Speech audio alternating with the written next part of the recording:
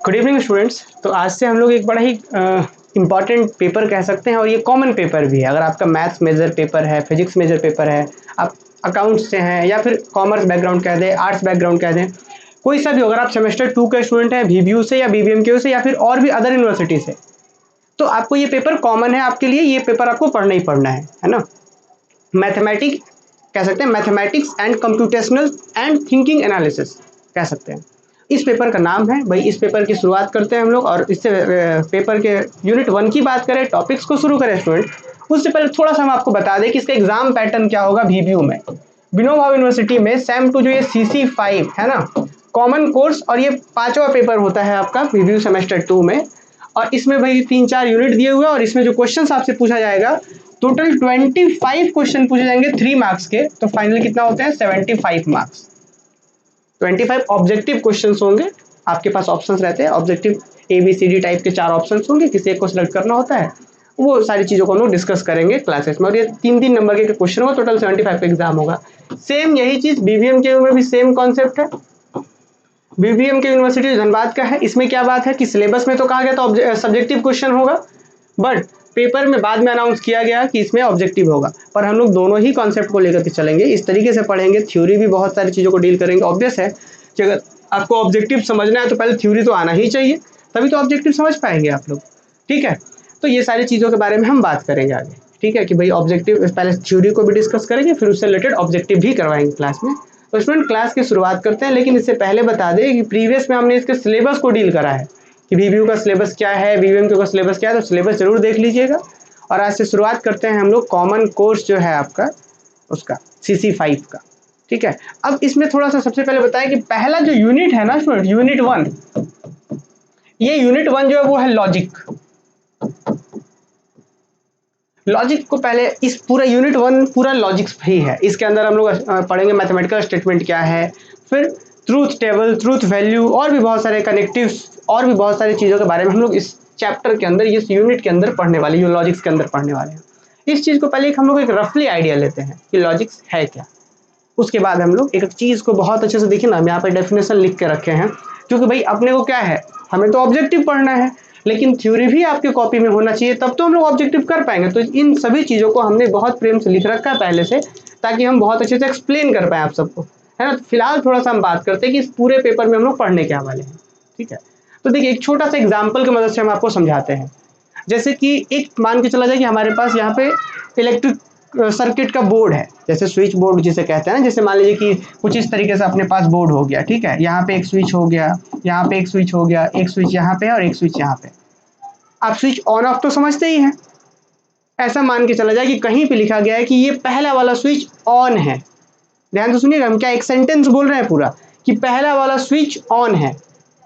ठीक है ना। तो हम स्टेटमेंट क्या, अगर हमको इंग्लिश में लिखना रहता है तो हम क्या लिखते हैं कि फर्स्ट स्विच इज ऑन। इतना लंबा सा लाइन लिखना पड़ता।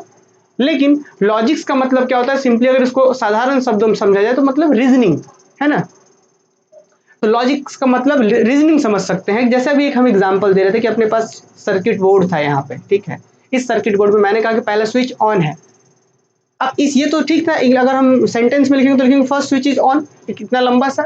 लेकिन इसी को हम लोग क्या करेंगे आगे, लॉजिक्स का यूज करके, मैथमेटिकल स्टेटमेंट का यूज करके, nor and gate, nor gate, और भी बहुत सारी चीज़ों के बारे में हम बात करेंगे। ट्रूथ वैल्यू, ट्रूथ टेबल का यूज करके सीधा लिखेंगे क्या, 1। ये जो फर्स्ट स्विच है उसके जगह पे लिख देंगे 1। इसका मतलब हम लोग सिर्फ 1 को, 1 इंडिकेट कर रहा होगा कि ये स्विच ऑन है, और 0 इंडिकेट कर रहा होगा कि ये स्विच ऑफ है। मतलब जो हम लोग डेली लाइफ में चीज़ों को यूज़ कर रहे हैं उसको एक अलग लैंग्वेज देने जा रहे हैं इस पेपर में हम लोग, है ना। जैसे अगर हम यहाँ पे बहुत सारे मैथमेटिकल स्टेटमेंट्स के बारे में बात करेंगे, उसको एक बहुत सूक्ष्म रूप देने जा रहे हैं हम लोग। जैसे कि देखिए, ये एक एग्जांपल दिया, भाई ये अपने पास इलेक्ट्रिक सर्किट का बोर्ड था, इस चीज़ के, इस पूरे मैथमेटिकल, ये जो स्टेटमेंट था उसको हम मैथमेटिकल स्टेटमेंट के रूप में चेंज कर दिए कि भाई 1 का मतलब ऑन, 0 का मतलब ऑफ। और भी ऐसे चीज़ों को हम लोग समझेंगे। एक छोटा सा एग्जाम्पल्स और देखते हैं कि इस पूरे पेपर में हम लोग क्या पढ़ने वाले हैं। जैसे कि इसी डिजिटल बोर्ड की बात कर ले कि अगर हम अभी यहाँ पे टच कर रहे हैं तो क्या काम कर रहा है, यहाँ पे आप एक दिख रहा है डॉट हो रहा है। लेकिन इसी चीज़ को हम फंक्शन को चेंज कर देते हैं और फिर अब हम यहाँ पे टच करेंगे, यहाँ पे टच करेंगे तो देखिए ये यूट्यूब खुल जाएगा, या फिर और भी बहुत सारी चीज़ें हो जानी है। फिर यहाँ पे हम टच करते हैं, देखिए, तो फिर कुछ नया खुल जाना है। तो यहाँ पे हम लोगों ने ये एक चीज़ सीखा है कि भाई चीज़ें वही थी, बस अगर आप बात कर ले कि पहले ये इंटरफेस तो वही था लेकिन फंक्शन बदल रहा है, फिर यही चीज़ यहाँ पे टच करने से कुछ अलग चीज़ हो जा रहा है, फिर दूसरे फंक्शन के साथ कर रहे हैं तो कुछ अलग चीज़ हो रहा है। तो इन सभी चीज़ों के बारे में हम लोग यहाँ पे डिस्कस करते हैं। जैसे हम लोग जो फ़ोन वगैरह में बात करते हैं उसमें भी क्या होता है कि हम लोग यहाँ से वॉइस दे रहे हैं, वो उसको इलेक्ट्रिक करंट में कन्वर्ट करके फिर फ्रीक्वेंसी में कन्वर्ट करके फिर वहाँ ले जाता है, फिर उसके बाद फिर वहाँ पे वॉइस में सुना रहा है। तो ये सारी चीज़ों में ना लॉजिक्स इन्वॉल्व होता है, मैथमेटिकल स्टेटमेंट इन्वॉल्व होता है, truth value truth table involve होता है। तो सिंपली अभी आपको इतना समझना है कि इस पूरे पेपर में हम लोग स्टेटमेंट को सिंप्लीफाई करने जा रहे हैं। स्टेटमेंट कहने का अर्थ है कि जो भी चीज़ों के बारे में बात करें, जैसे एक स्विच ऑन है, स्विच ऑफ है, इन सभी स्टेटमेंट्स को हम लोग सिंप्लीफाई करने जा रहे हैं। तो इस पेपर में बहुत मजा आएगा और ये नाम ही है भाई कि मैथमेटिक्स या मैथमेटिकल एंड कंप्यूटेशनल थिंकिंग। देखिए ना, कंप्यूटेशनल थिंकिंग एंड एनालिसिस है ना, तो मैथमेटिक्स भी है, कंप्यूटेशनल थिंकिंग भी है, उस सभी चीज़ों का एनालिसिस भी करेंगे हम लोग। तो आइए स्टूडेंट शुरुआत करते हैं फर्स्ट यूनिट से, लॉजिक्स से। तो लॉजिक्स का मतलब आप तो समझ रहे हैं कि रीजनिंग होता है ना, आपने थोड़ा सा इसके बारे में आपको आइडिया लगा कि इस पूरे पेपर में पढ़ेंगे क्या। तो सबसे पहला बात, जैसे मैंने बताया कि भाई मैथमेटिकल स्टेटमेंट को हम सिंप्लीफाई करेंगे, और भी जैसे कि आप देख रहे होंगे कि किस तरीके से हम लोग फ़ोन में इलेक्ट्रॉनिक डिवाइसेस में यूज़ करते हैं। तो अगर इसका बात करें कि लॉजिक्स का एप्लीकेशन कहाँ कहाँ पर है, तो एक चीज़ हो सकता है इलेक्ट्रॉनिक डिवाइसेस में, कंप्यूटर मॉडल में, मोबाइल में, और भी बहुत जगह है ना। तो आइए यूनिट का शुरुआत करते हैं और सबसे पहला स्टेटमेंट है, पहला डेफिनेशन है मैथमेटिकल स्टेटमेंट, जिसको हम लोग इस पूरे चैप्टर में सिर्फ स्टेटमेंट के नाम से भी जानेंगे। मैथमेटिकल स्टेटमेंट कह दे या फिर हम लोग सिंपली कहेंगे आगे चल करके स्टेटमेंट, एक ही बात है। ठीक, अब ये मैथमेटिकल स्टेटमेंट होता क्या है थोड़ा समझना है, क्योंकि एग्जाम में यहाँ से एक ऑब्जेक्टिव क्वेश्चंस आएंगे, आपको 3-4 वो स्टेटमेंट दे देगा और बोलेगा बताइए कौन मैथमेटिकल स्टेटमेंट है, और इसी चीज़ को आगे कंटिन्यू करेंगे। तो थोड़ा सा ध्यान से एकदम समझना है। देखिए कि मैथमेटिकल स्टेटमेंट क्या है, तो वैसा सेंटेंस, सेंटेंस तो समझ रहे होंगे, वाक्य, जैसे हम बोल दें कि Ram is a good boy, क्या हो गया, एक सेंटेंस हो गया। क्या बोल सकते, दिस इज अ पेन, एक सेंटेंस हो गया। तो वैसा सेंटेंस जिसका क्या हो, सिर्फ और सिर्फ दो ही कंडीशन हो सकता है कि या तो वो ट्रू होगा या तो फॉल्स होगा, बीच में कुछ नहीं हो सकता। फिर से ध्यान से सुनिए, वैसा सेंटेंस जो या तो ट्रू हो या तो फॉल्स हो जाए, उस सेंटेंस को कहते हैं हम लोग मैथमेटिकल स्टेटमेंट। जैसे कि अगर हम ये कह दें कि Delhi is capital of India, Delhi is capital of India, तो ये स्टेटमेंट क्या है, ट्रू या फॉल्स। तो आप सभी का जवाब आना चाहिए कि Delhi is capital of India, yes it is true, ये तो स्टेटमेंट ट्रू है। तो इस सेंटेंस को हम बोलेंगे Delhi is capital of India, ये जो सेंटेंस हुआ ये एक ट्रू है, मतलब इसमें श्योर है कि हाँ ये ट्रू है। तो इस स्टेटमेंट को, इस सेंटेंस को बोलेंगे मैथमेटिकल स्टेटमेंट बोल सकते हैं इसको। अच्छा, हम ये भी बोल सकते हैं, देखिए जैसे हम बोल रहे कि Delhi is capital of Jharkhand, Delhi is capital of Jharkhand, तो आप लोग मुझे बताइए क्या ये एक मैथमेटिकल स्टेटमेंट है, यस और नो। तो सभी लोग कमेंट करके मुझे बताइए कि Delhi is capital of Jharkhand, क्या ये एक मैथमेटिकल स्टेटमेंट है। मैथमेटिकल स्टेटमेंट का मतलब वैसा सेंटेंस जो या तो ट्रू हो या तो फॉल्स हो, यही दो होना चाहिए, या तो ट्रू हो, कंप्लीटली ट्रू हो, या तो कंप्लीटली फॉल्स हो, बीच में कुछ नहीं होना चाहिए। तो Delhi is capital of Jharkhand, क्या ये मैथमेटिकल स्टेटमेंट है, आप सभी का जवाब आना चाहिए यहाँ पे। चलिए कमेंट करके सब लोग बताइए। हाँ, तो this is a mathematical statement. क्यों भाई, क्योंकि Delhi is capital of Jharkhand statement sentence तो है ही, और ये सेंटेंस कैसा है, गलत सेंटेंस है, पर है ना कि कंप्लीटली रॉन्ग है। Delhi is capital of Jharkhand completely wrong है, तो आप बोल सकते हैं कि हाँ भाई ये भी एक मैथमेटिकल स्टेटमेंट, क्योंकि हाँ ये कंप्लीटली फॉल्स है, पूरा का पूरा गलत है। लेकिन अगर हम ये लिख दें तो ज्यादा आप समझ पाए, जैसे अगर हम ये लिख दें कि Ram is a good boy, अगर हम ये लिख देते हैं student, Ram is a good boy, तो इस स्टेटमेंट के बारे में आप नहीं कह सकते हैं कि ये सही है कि गलत है, क्योंकि हो सकता है कि आपके नज़र में राम बहुत अच्छा बच्चा हो और किसी आपके दोस्त के नज़र में ये राम अच्छा बच्चा नहीं हो।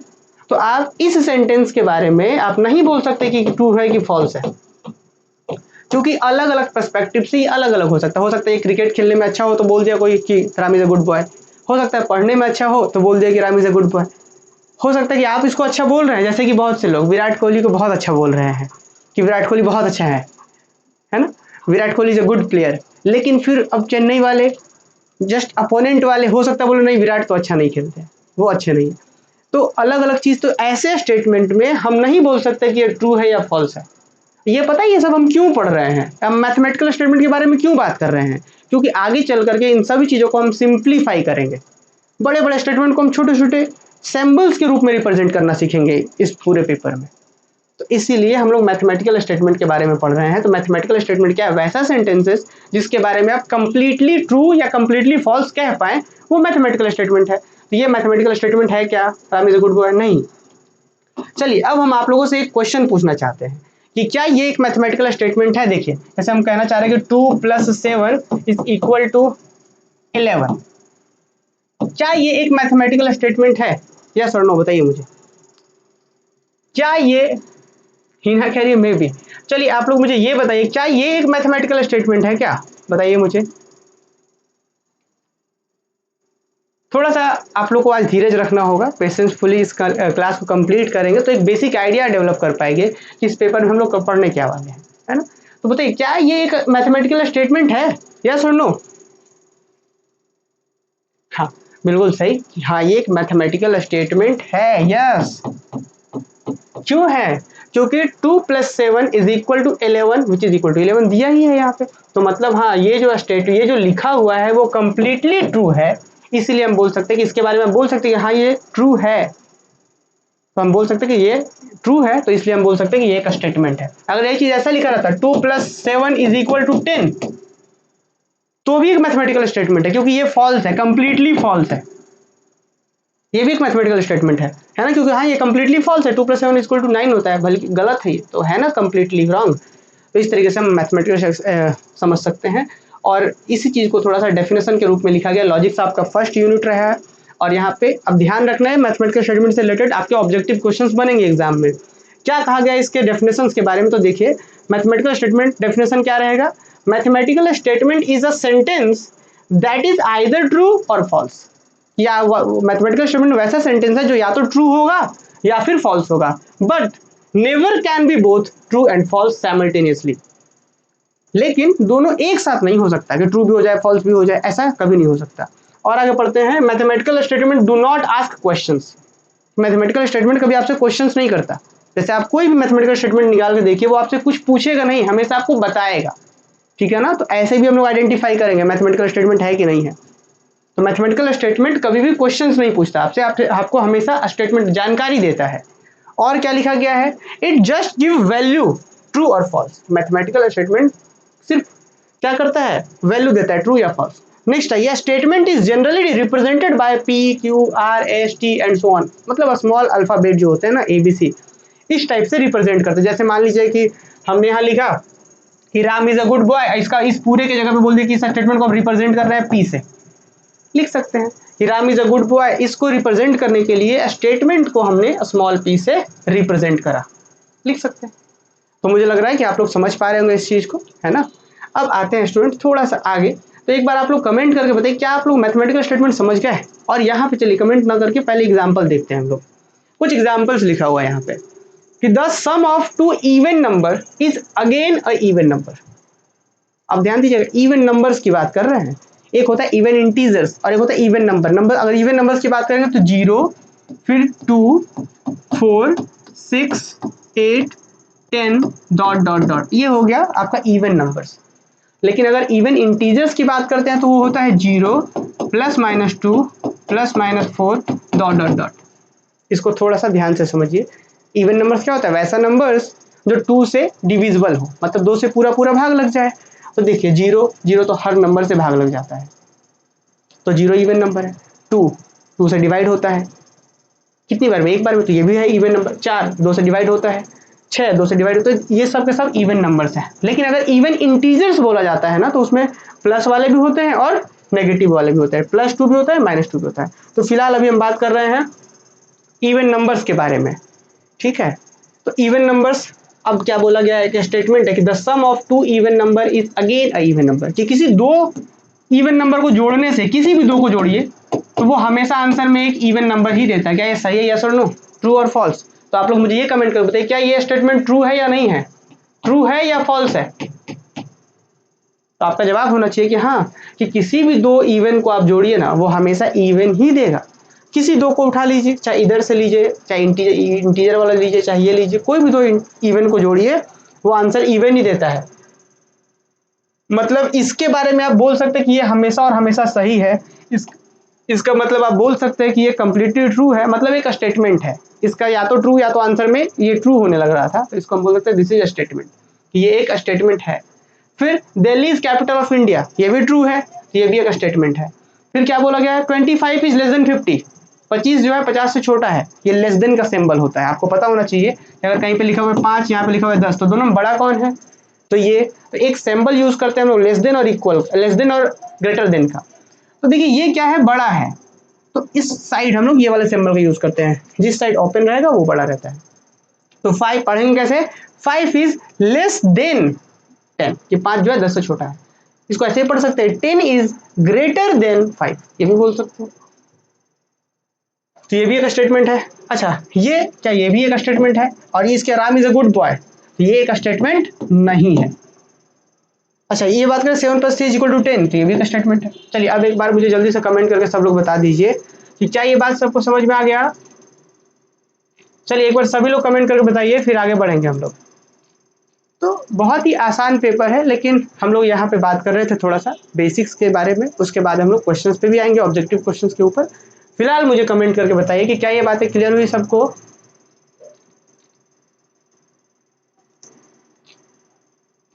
क्या ये बातें क्लियर हुई सबको? हाँ, बहुत अच्छा रेणुका, चलिए। हाँ, तो ये था आपका मैथमेटिकल स्टेटमेंट क्या है, ठीक है। अब हम लोग बात करते हैं आगे ट्रूथ वैल्यू के बारे में। तो अभी जैसे आपने समझा, जैसे एक यहाँ पे एग्जांपल बता रहे थे, एक एग्जांपल से समझते हैं हम लोग। देखिए कि जैसे हम यहाँ पे ये लिख दें, Delhi is capital of India. इस पूरे क्लास का ना नोट्स हम क्लास के बाद प्रोवाइड कर देंगे, तो परेशान नहीं होना। प्रोवाइड कहाँ करेंगे, तो Dhanbad maths academy Telegram channel पर, वहाँ पर जा करके इस पूरे नोट्स को ले सकते हैं आप।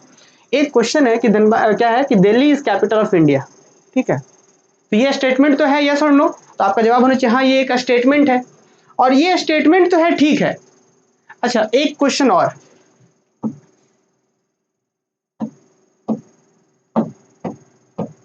Dhanbad is capital of Jharkhand.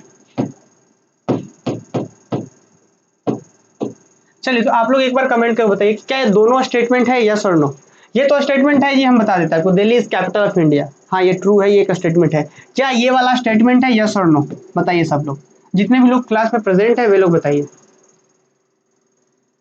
चलिए ये बताइए, और बाकी जो लोग कॉमर्स बैकग्राउंड से हैं या आर्ट्स से हैं, तो उनको थोड़ा विशेष ध्यान देना होगा, क्योंकि मैथमेटिक्स है भाई। तो हालांकि हम लोग कोशिश करेंगे कि आपके लेवल पे बात करें, लेकिन फिर भी कहीं डाउट होगा तो आप लोग को विशेष अटेंशन मिलेगा, तो आप लोग बता सकते हैं। आप लोग बताइए कि क्या है, Dhanbad is capital of Jharkhand, क्या ये एक मैथमेटिकल स्टेटमेंट है? नो किन्हीं का आया क्या? चलिए नो किन्हीं का नहीं आया है। हाँ, तो ऑब्वियस है कि हाँ ये एक मैथमेटिकल स्टेटमेंट ये भी है।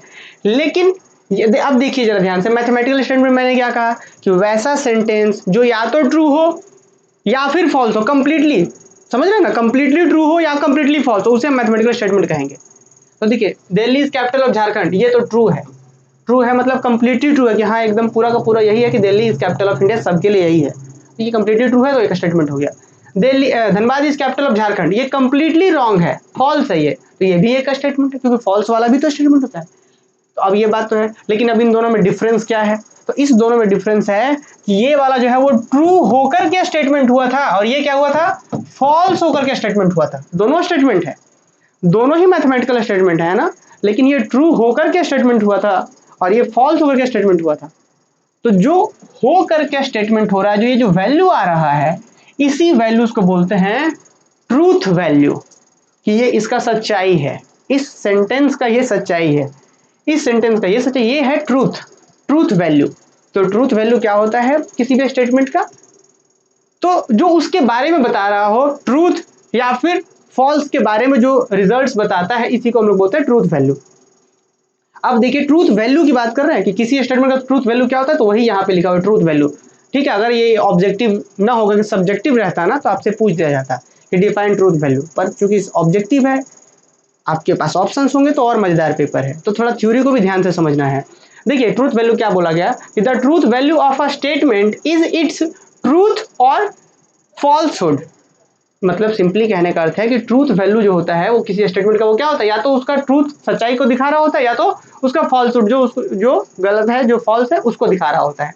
We say that there are we say that there are यहाँ पे 2 बार देयर आर लिख दिए हैं, पर कोई बात नहीं। We say that there are two truth values, true and false.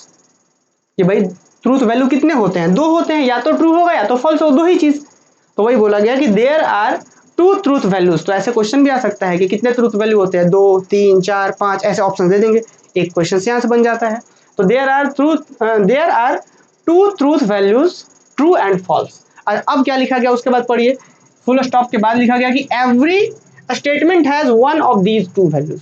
कि कोई सा भी अगर स्टेटमेंट है तो उसमें से दोनों में से कोई ना कोई एक वैल्यू होगा। जैसे देखिए ये एक स्टेटमेंट था तो इसके पास इसका ट्रूथ वैल्यू कितना है, टी, ट्रू। इसका ट्रूथ वैल्यू कितना है, फॉल्स, एफ। तो वही चीज लिखा गया यहाँ पे कि every statement has one of these two values, कि 2 जो वैल्यूज है ट्रूथ वैल्यूज, ट्रू और फॉल्स, उसमें से हर स्टेटमेंट के पास कम से कम एक होगा ही होगा। Next, generally T is use for true and F is use for false. है ना, सामान्यतः क्या यूज किया जाता है, टी मतलब ट्रू, एफ मतलब फॉल्स। ठीक है, नेक्स्ट आइए 10। If a statement is true then is truth value is capital T. कि अगर स्टेटमेंट ट्रू है तो उसका ट्रूथ वैल्यू कितना होगा, टी होगा, और अगर स्टेटमेंट फॉल्स है तो उसका ट्रूथ वैल्यू कितना होगा, एफ होगा। क्लियर। तो मुझे लगता है कि अब आप लोग समझ पा रहे होंगे, पर अब आप लोग एक आंसर देंगे तभी हम आगे बढ़ेंगे। चलिए लिखते हैं, every whole number is integer. चलिए बताइए, ये ये स्टेटमेंट है, हम बता देते हैं कि ये जो है ना एक स्टेटमेंट है। ठीक है, ये जो है एक स्टेटमेंट है, हम बता दिए कि चलिए एक स्टेटमेंट है, हमने बता दिया आपको। अब आप लोग बताइए कि इस स्टेटमेंट का ट्रूथ वैल्यू क्या है, इस स्टेटमेंट का ट्रूथ वैल्यू क्या है, टी या एफ। 2 ही चीज होता है ना, ट्रूथ वैल्यू तो 2 ही होगा, या तो टी होगा या तो एफ होगा। तो इस स्टेटमेंट का ट्रूथ वैल्यू क्या है बताइए आप लोग। चलिए बताइए, और सबका जवाब आना चाहिए, एक बच्चे पर नजर है मेरा। चलिए बताइए।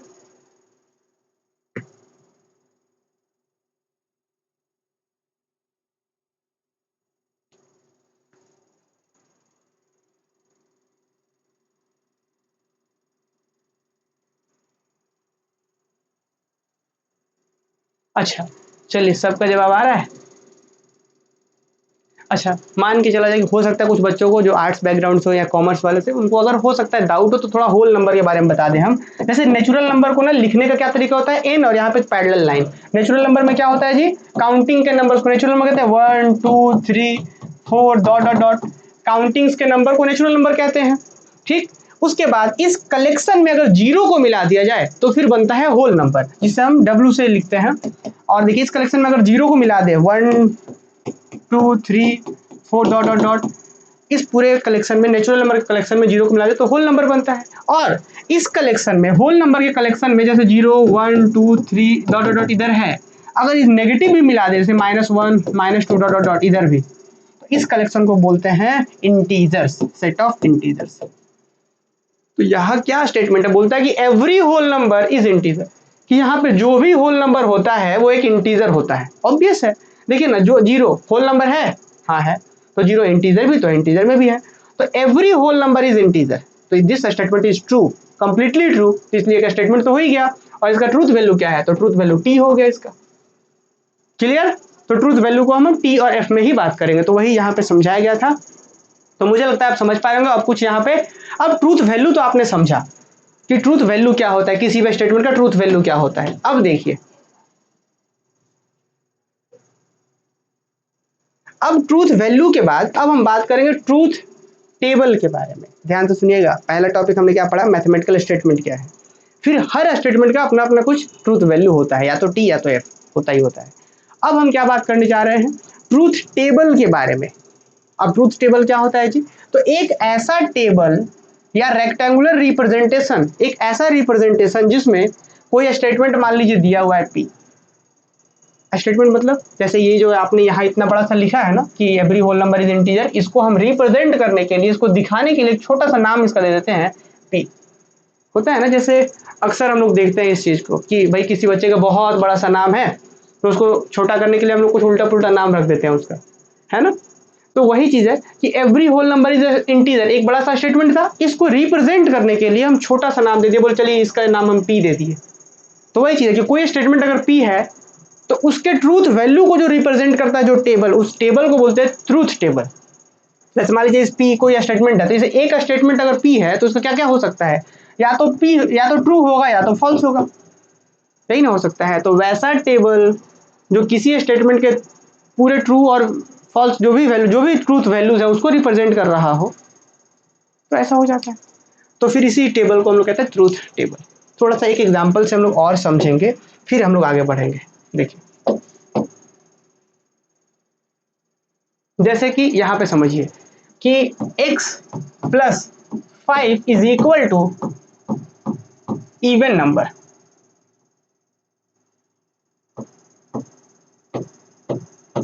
x plus 5 is equal to even number, ये एक स्टेटमेंट है।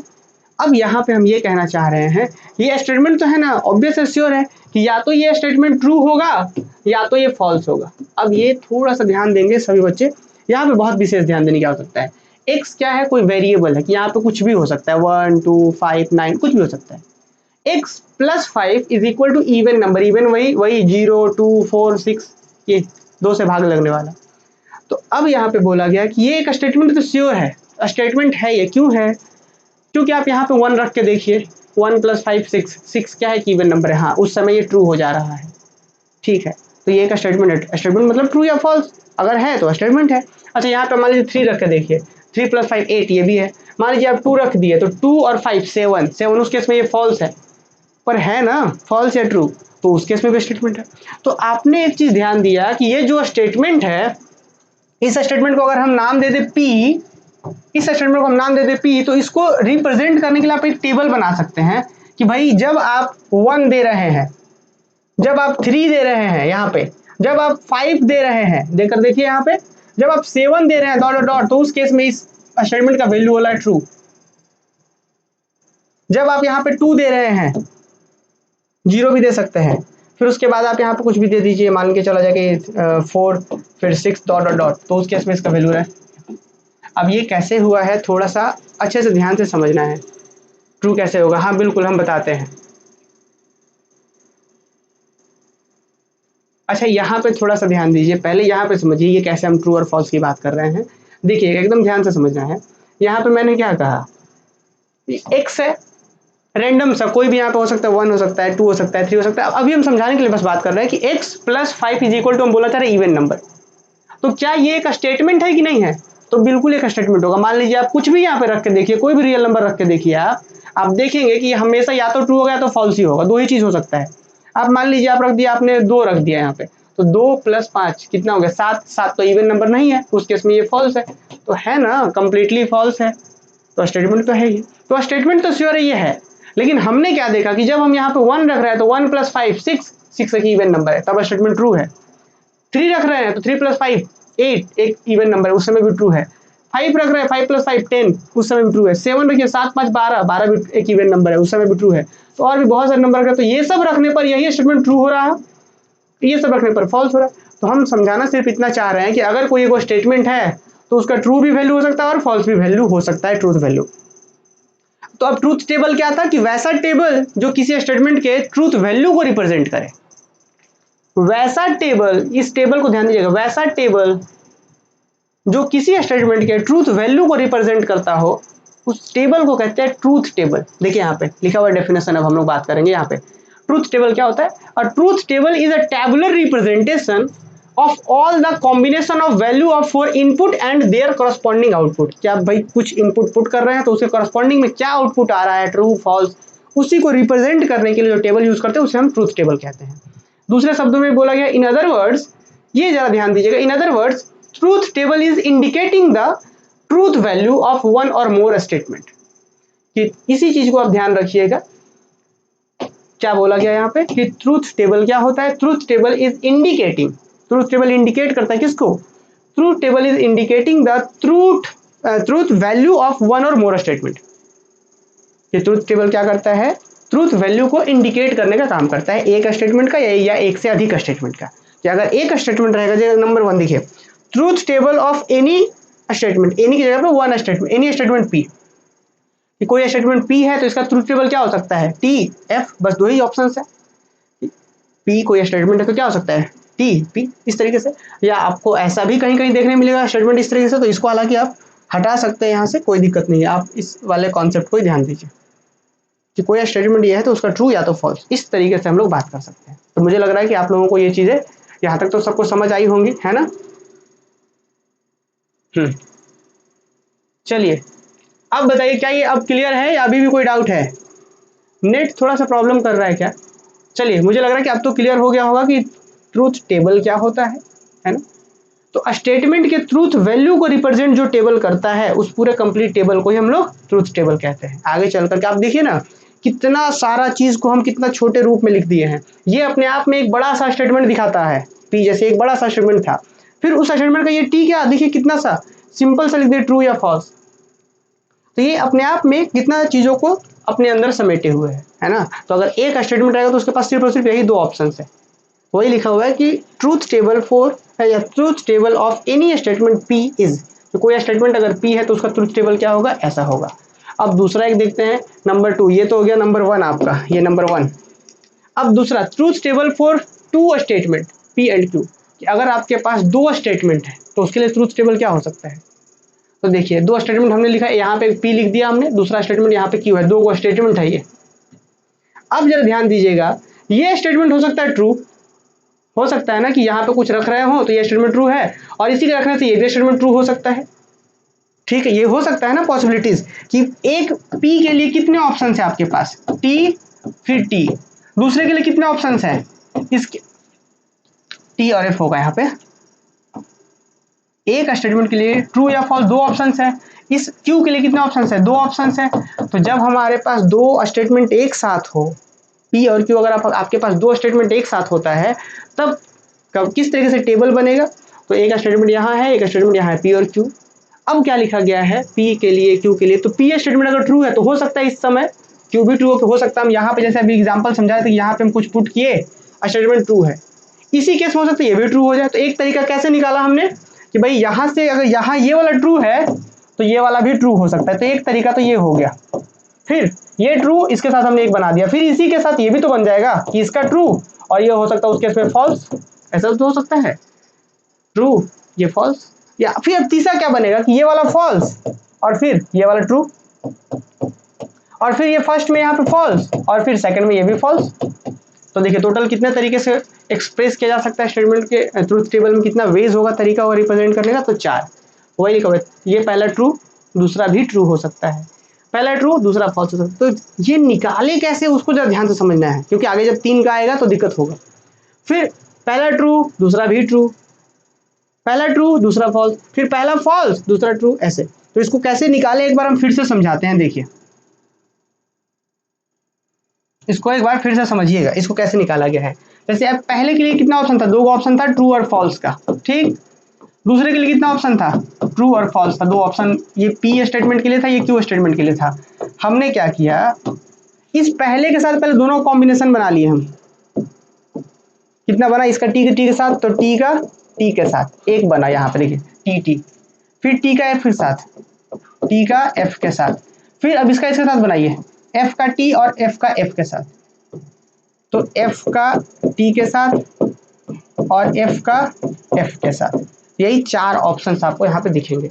और एक बात का ध्यान रखना है कि मान के चलो यहाँ पे कितना स्टेटमेंट है, एक और दो गो स्टेटमेंट है ना, तो 2 का पावर 2 वेज होगा, जो कि होगा 4। 2 का पावर 2 करेंगे कितना आता है, 4 आता है, तो 4 वेज होगा, 1 2 3 4 तरीके। अगर ये मान लीजिए पी क्यू और आर भी रहता, 3 स्टेटमेंट रहता, तो 2 का पावर 3 होता, मतलब हो जाता 8, ठीक। 2 का पावर 3, 2 2 2 क्या होगा, 2 2 जा 4 2 जा 8, 8 वेज, इस तरीके से 8 वो तरीका आता। तो ये एक अपने आप में सेट थ्योरी का एक टॉपिक है। जब आप लोग मैथमेटिक्स से जान रहे हो तो सेट में क्या होता है, कितने तरीके से रिप्रेजेंट किया जा सकता है इस चीज को, कि अगर 2 को स्टेटमेंट है तो 2 का पावर 2, अगर n स्टेटमेंट रहता तो 2 का पावर n तरीके से रिप्रेजेंट होता। तो मुझे लगता है कि ये बातें आप लोग समझ पा रहे होंगे कि यहाँ पे चूंकि 2 ही था तो यहाँ पे 2 का पावर n, सॉरी 2 का power 2 which is equal to 4 ways से एक्सप्रेस हो गया। ठीक है, तो इस तरीके से 2 स्टेटमेंट है तो ट्रूथ टेबल ये बनता है। आगे हम लोग जब एग्जाम्पल्स करेंगे तो और भी बेहतर तरीके से हम लोग बात कर पाएंगे। ठीक है, तो फिलहाल अभी हमने क्या क्या समझा है, तो सबसे पहले हमने मैथमेटिकल स्टेटमेंट क्या होता है समझा, फिर हर स्टेटमेंट का ट्रूथ वैल्यू क्या होता है वो हमने समझा, फिर वैल्यू को रिप्रेजेंट करने वाला जो टेबल होता है उसे हम ट्रूथ टेबल कहते हैं। और एक अंतिम टॉपिक है, अब इसी में थोड़ा बात कर ले, जैसे एक स्टेटमेंट होता है पी तो इसका ट्रूथ टेबल ये होगा, 2 का स्टेटमेंट रहेगा तो ट्रूथ टेबल ये होगा, और अगर 3 स्टेटमेंट रहे पी क्यू आर देखिए तो ट्रूथ टेबल फॉर 3 स्टेटमेंट यहाँ पे लिख देते हैं, ट्रूथ टेबल फॉर 3 स्टेटमेंट। देखिए 3 स्टेटमेंट,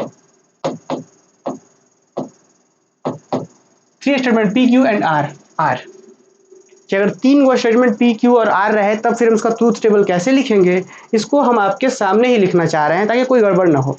देखिए इसको लिखने के बहुत सारे तरीके हैं, क्या क्या भाई, यहाँ पे टी एफ कि पहले के लिए कितना तरीका था, अगर स्टेटमेंट पी के लिए 2 ही तरीका हो सकता है, या तो ट्रू या फॉल्स, दूसरे के लिए क्या होगा वही ट्रू या फॉल्स, फिर तीसरे के लिए क्या होगा ट्रू या फॉल्स। तो फिर से वही बात है स्टूडेंट कि हो सकता है कि कुछ ऐसा सिचुएशन रहा है कि इसमें पुट किए तो पहला वाला ट्रू हो गया, फिर इसी के यहाँ पुट करने से ये भी ट्रू हो गया, ये भी ट्रू हो गया, ऐसा तो हो सकता है ना। फिर हो सकता है कि ये ट्रू ट्रू ये फॉल्स हो जाए, ये ट्रू ये फॉल्स ये ट्रू। तो भाई कितने तरीके होंगे तो वो तो हमें पता ही है, टोटल कितने वेज होंगे, तो 2 का पावर 3, 3 वो स्टेटमेंट है ना, तो 2 का power 3 which is equal to 8, 8 तरीका होगा, ये तो हमें पता है, लेकिन 8 निकालेंगे कैसे, ये बड़ा इंपॉर्टेंट टास्क होता है कि 8 हम लोग निकालेंगे कैसे। देखिए इसको हम लोग पहले थोड़ा सा आप लोग के लिए यहाँ पे हटा देते हैं ताकि हम एक चीज को समझा पाए।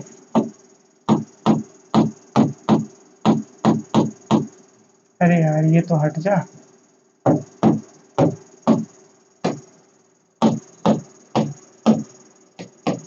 चलिए इसको हम वापस से ले आते हैं। चलिए तो देखिए हम कैसे निकालेंगे, एक तरीका तो ये है आपके पास कि पहला इसका इसके साथ, तो टी टी टी एक तरीका बनेगा कि तीनों में टी, फिर ऐसा हो सकता है ये इसके साथ फिर ये इसके साथ, और भी इस तरीके से ना थोड़ा सा कॉम्प्लिकेटेड हो सकता है आपके लिए, लेकिन एक बहुत ही सिंपल सा तरीका है जो हम लोग इस तरीके से निकाल सकते हैं। क्या तरीका है जरा ध्यान से समझिएगा। सबसे पहला ऑप्शन क्या है ट्रू और फॉल्स, 2 ही ऑप्शन है ना ट्रू या फॉल्स, तो हम लोग इस तरीके से लिखेंगे टी और एफ। फिर उसके बाद देखिए इसके फिर नीचे क्या लिखेंगे टी और एफ इस तरीके से, और फिर इसके नीचे क्या लिखेंगे टी और एफ। तो अभी सिर्फ 2 ही रॉ हुआ है, फर्स्ट रॉ सेकंड रॉ, लेकिन तो 3 था, ये ट्रिक कह सकते हैं निकालने का। और फिर इसके नीचे फिर से वापस से टी एफ, फिर इसके नीचे वापस से टी फिर वापस से एफ, इसके नीचे फिर से टी फिर से एफ, यहाँ फिर से टी फिर से एफ। अब ये अगर आप समझ गए तो फिर सारा कॉन्सेप्ट क्लियर हो जाएगा।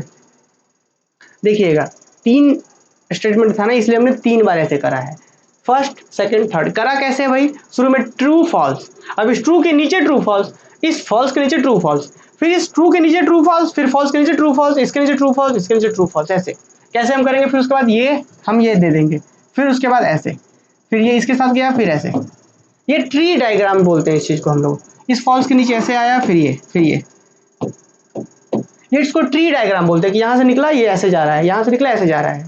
अब पता है कैसे हम लोग यहाँ पे लिखेंगे, तो देखिए सिंपली इसको ऐसे पकड़े ट्रू ट्रू ट्रू, तो पहला स्टेटमेंट बनेगा यहाँ पे ट्रू ट्रू ट्रू, तो ये वाला हमने लिख दिया।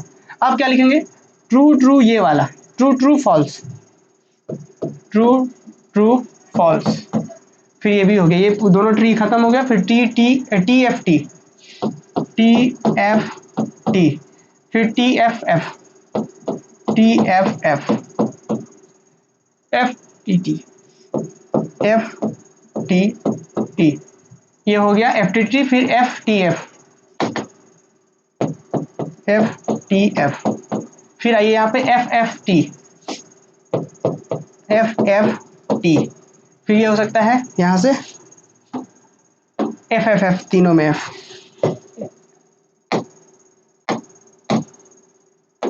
देखिए फिर होगा एफ एफ एफ, तो इस तरीके से स्टूडेंट 3 गो स्टेटमेंट रहेगा पी क्यू आर, तो इस तरीके से हम लोग यहाँ पे करेंगे। हाँ बिल्कुल ही ना, हाँ प्रोबेबिलिटी के ही जैसा है। प्रोबेबिलिटी में भी तो हम लोग सेम कॉन्सेप्ट ट्री डायग्राम का यूज़ करते थे 11th-12th में। तो फिलहाल मुझे लगता है कि आप लोग समझ पा रहे होंगे। हाँ मन में आपके सवाल तो बहुत सारे होंगे कि आखिर हम लोग ये क्या कर रहे हैं, ये टेबल क्या मतलब हो रहा है। आगे हम लोग समझेंगे, हर एक चीज़ के बारे में हम लोग समझेंगे। तो मुझे लगता है कि अभी आप लोग समझ गए होंगे कि मैथमेटिकल स्टेटमेंट क्या है। फिर हमने बात करा मैथमेटिकल स्टेटमेंट का ट्रूथ वैल्यू के बारे में। फिर हमने बात करा है ट्रूथ टेबल के बारे में, एक ऐसा टेबल जो स्टेटमेंट के ट्रूथ वैल्यू को बता पा रहा है। और किसी भी स्टेटमेंट का 2 ही ट्रूथ वैल्यू हो सकता है, या तो ट्रू होगा या तो फॉल्स होगा। तो देखिए ना ये पी है ना, टी टी टी टी जो भी होगा ये टी और एफ के बीच में ही होगा कुछ ना कुछ। समझ रहे हैं बात? तो मुझे लगता है कि आप लोग ये समझ गए होंगे। अब नेक्स्ट हम लोग बढ़ते हैं आगे टाइप्स ऑफ स्टेटमेंट के बारे में। स्टेटमेंट कितने टाइप्स के होते हैं, जैसे अभी मैं एक बता रहा था आपको स्टेटमेंट कि भाई कहाँ गया वो, कि Delhi is capital of India. Delhi is capital of India, कि दिल्ली जो है वो इंडिया का कैपिटल है। Delhi is capital of India, ये एक स्टेटमेंट है। लेकिन इस स्टेटमेंट में कोई भी कनेक्टिव्स यूज नहीं हुआ है। कनेक्टिव्स क्या होता है, तो ऐसे वर्ड्स कह सकते हैं जो दो स्टेटमेंट को कनेक्ट करते हो। जैसे एंड क्या यूज हुआ है कहीं पे, नहीं।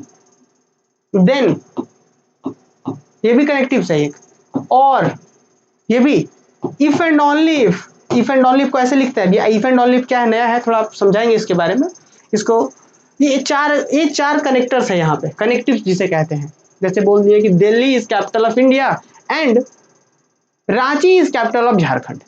दो स्टेटमेंट हो गया ना, Delhi is capital of India एक स्टेटमेंट, फिर Ranchi is capital of Jharkhand दूसरा स्टेटमेंट। और भी दोनों कनेक्ट कौन कर रहा है, कनेक्टर्स, कनेक्टिव्स बोलते हैं इसको हम लोग।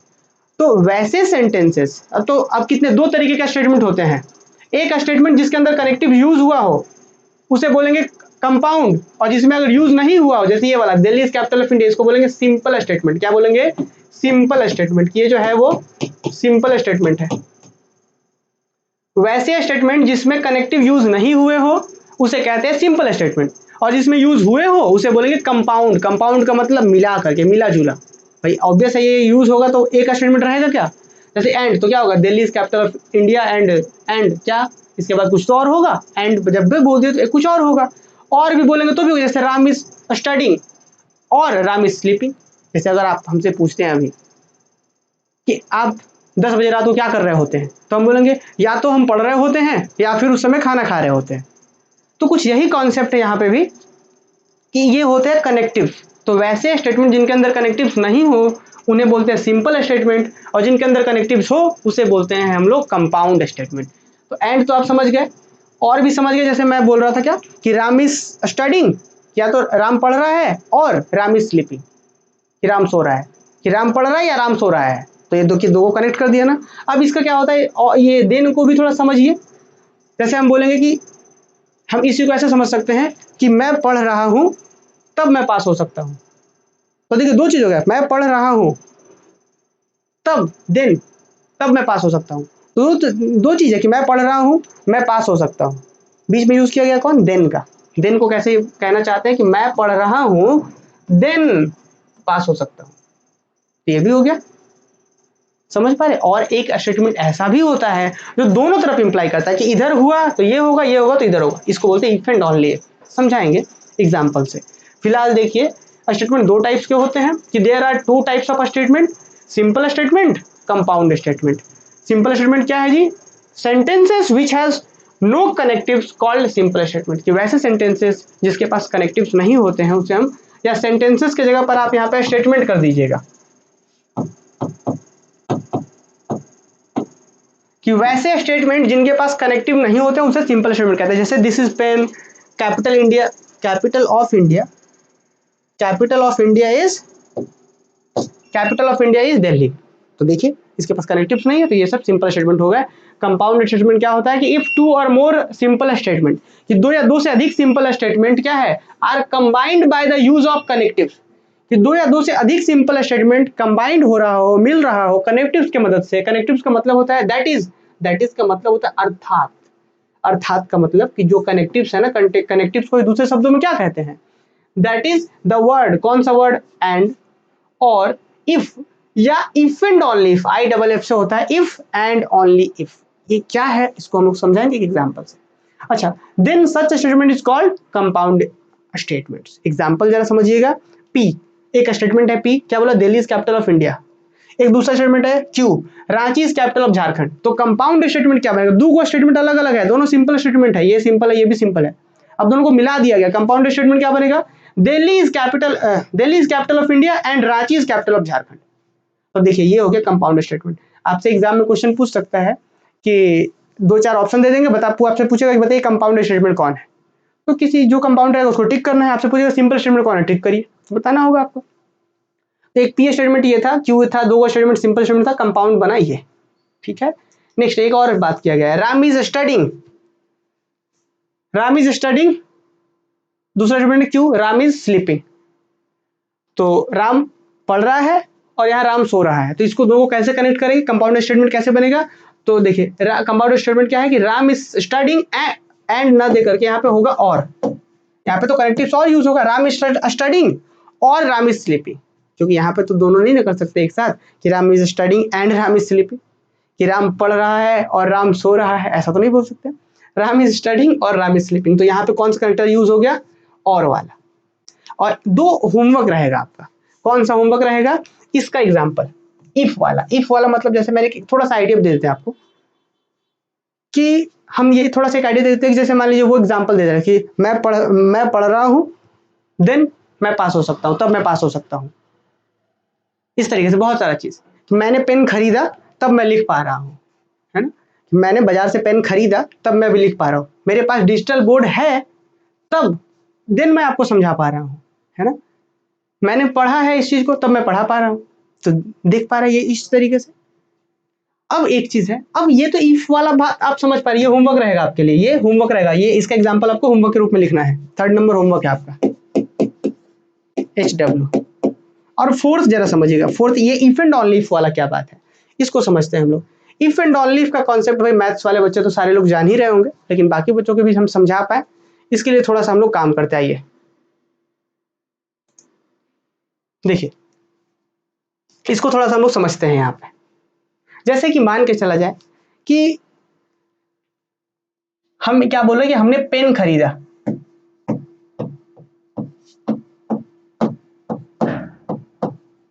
पेन खरीदना, ठीक, पेन अगर आप खरीदते हैं तो आप क्या बोल सकते हैं, अगर आप पेन खरीदते हैं तो आप लिख रहे हैं, लिख सकते हैं,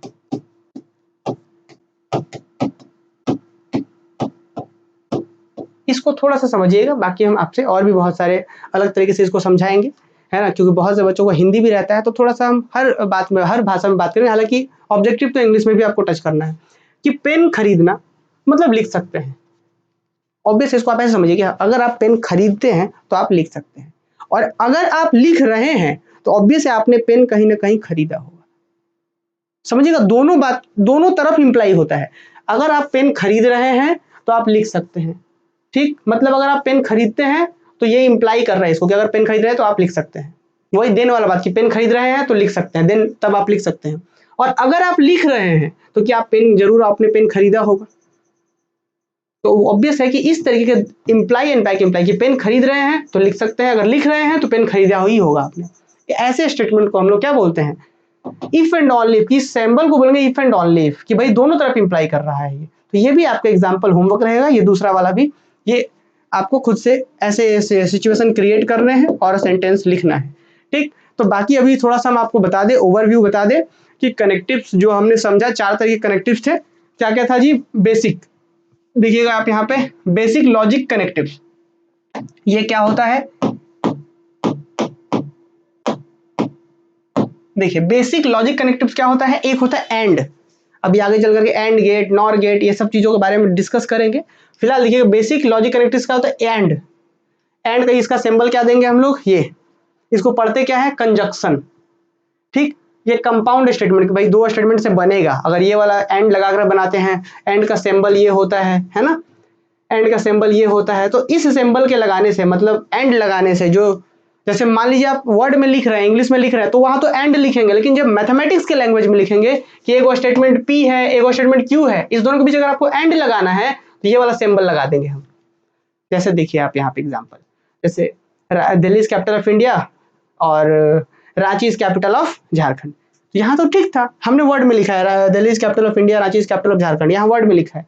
लेकिन भाई इस स्टेटमेंट को हम पी बोल रहे थे, इसको क्यों बोल रहे थे तो पता है इस पूरे को क्या बोल पाएंगे, इस पूरे को बोल पाएंगे हम पी, और इसको हम आगे चलकर बताएंगे, इसको बोलते हैं मीट और क्यू, इस तरीके से। तो इस पूरे की कंपाउंड स्टेटमेंट को ऐसे लिख दिया हमने। तो ये कंजक्टिव का सिंबल होता है ना, कनेक्टिव का सिंबल होता है। तो वही चीज बताया गया यहाँ पे। बेसिक लॉजिक क्या होता है, बेसिक लॉजिक कनेक्टिव क्या होता है, एक होता है एंड को सिंबल में ऐसे लिखते हैं, इसका से जो आंसर जो कंपाउंड स्टेटमेंट बन के आता है उस स्टेटमेंट का नाम होता है कंजक्शन, ठीक है। फिर देखिए एक होता है और का मतलब ये ज्वाइन वाला सिंबल यूज होता है, इसको क्या बोलते हैं डिसजंक्शन, या तो ये या तो वो, डिसजंक्शन। अब एक होता है इफ मतलब क्या होता है, इफ इसी चीज को हम देन भी बोल सकते हैं, देन के रूप में हम लोग यूज करते हैं। मतलब जैसे कि यदि मैं पढ़ रहा होता देन आई पास, इस तरीके से। तो इसमें क्या होता है कि अगर ये होता है तो आगे इंप्लाई करेगा, तो वही चीज को बोलते हैं कंडीशनल स्टेटमेंट, कि ये हुआ तो उधर होगा, मतलब जैसे मैं पढ़ रहा हूं तब मैं पास हो सकता हूं, दिस इज कंडीशनल स्टेटमेंट। एक होता है बाई कंडीशनल, जो दोनों तरफ होता है, इसको IFF से बोलते हैं। इसको ऐसे वर्ड में लिख सकते हैं कि इफ एंड ओनली इफ, ऐसे भी हम बोल सकते हैं इफ एंड ओनली इफ। इसमें क्या दोनों तरफ इंप्लाई करते हैं, इसको बोलते हैं बाई कंडीशनल स्टेटमेंट। तो मुझे लगता है कि आप लोग समझ पा रहे होंगे। और आप सभी बच्चों के लिए एक मेरे पास क्वेश्चन है, इस क्वेश्चन का सही आंसर आप लोगों को कमेंट बॉक्स में कमेंट करना है, और अभी जो भी लोग देख रहे हो उन्हें बताना है। क्या बोला गया क्वेश्चन कि which of the following is not a statement, कि इसमें से कौन सा स्टेटमेंट नहीं है, ध्यान देना है, स्टेटमेंट नहीं पूछा कौन है, ये नहीं बोला गया। Which of the following is not a statement, कि कौन सा स्टेटमेंट नहीं है, ये बताना है आपको, ठीक है। तो मुझे लगता है कि आप लोग बता पा रहे होंगे। Every set is finite set. अब ये सेट क्या होता है थोड़ा सा हम आपको बता दें, जैसे जो कॉमर्स बैकग्राउंड से हैं, आर्ट्स बैकग्राउंड से, उन लोगों को बता दें। सेट का मतलब क्या होता है जी, कलेक्शन, है ना। जैसे हम बोल दें कि आप एक कलेक्शन बनाइए इंडिया के क्रिकेटर्स का, तो आप बना सकते हैं ना। उस कलेक्शंस में तो बहुत सारे लोग आ जाएंगे, जैसे Virat Kohli, Sachin Tendulkar, Dhoni and so on, इस तरीके से।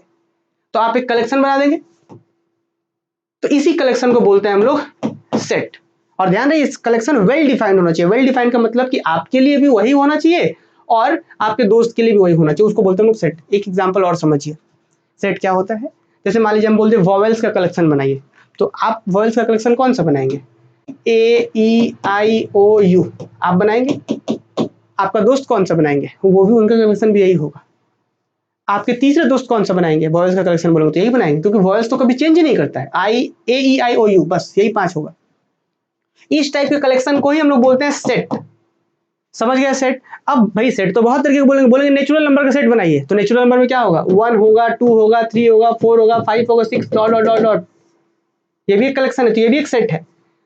तो ये एक सेट है, ये एक सेट है। क्या हर एक सेट फाइनाइट सेट होता है? फाइनाइट का मतलब होता है जिसके अंदर नंबर ऑफ एलिमेंट्स फाइनाइट हो, जिसको आप काउंट कर सकते हो, finite set. Simply finite set में कह सकते हैं कि वैसे जिसके अंदर नंबर ऑफ एलिमेंट्स क्लियरली पता हो कि हाँ 10 एलिमेंट है, 15 एलिमेंट है, 20 एलिमेंट है, उसको हम बोलते हैं फाइनाइट सेट। जैसे देखिए इसके AEIOU, this is an finite set, ये एक फाइनाइट सेट है। अब ये क्या एक फाइनाइट सेट नहीं है, ये एक इनफाइनाइट सेट है, इसके अंदर बहुत सारे मेंबर्स हैं। तो जो भी हो, तो मुझे लग रहा है कि आप इसके बारे में समझ पा रहे होंगे। हालांकि ये अगर इस स्टेटमेंट की बात करेंगे तो ये स्टेटमेंट है, क्यों स्टेटमेंट है जी, क्योंकि ये फॉल्स है, क्योंकि ये एक फॉल्स है। मतलब क्लियरली हाँ ये फॉल्स है कि every set is finite set नहीं होता, फॉल्स भी होता है, गड़बड़ भी होता है, ठीक है। तो दिस इज फॉल्स, हर एक सेट फाइनाइट सेट नहीं होता। जैसे AEIOU वो जो सेट था फाइनाइट नहीं है, सॉरी नेचुरल नंबर जो सेट था 1 2 3 4 5 6 वो फाइनाइट नहीं है, वो इनफाइनाइट है। तो बहुत सारे एग्जांपल। अब बाकी 10 इज लेस देन 12, 10 जो 12 से छोटा है, दिस इज ट्रू। अब इसके बारे में बात करिए, ये बात करिए, तो एग्जांपल मुझे लगता है कि इसका आंसर आप लोग कर पाएंगे। मिलते हैं हम लोग अगले क्लासेस में। बाकी इसका PDF आप लोग Dhanbad maths academy Telegram channel से ले लीजिएगा, अभी तुरंत हम शेयर कर दे रहे हैं वहाँ।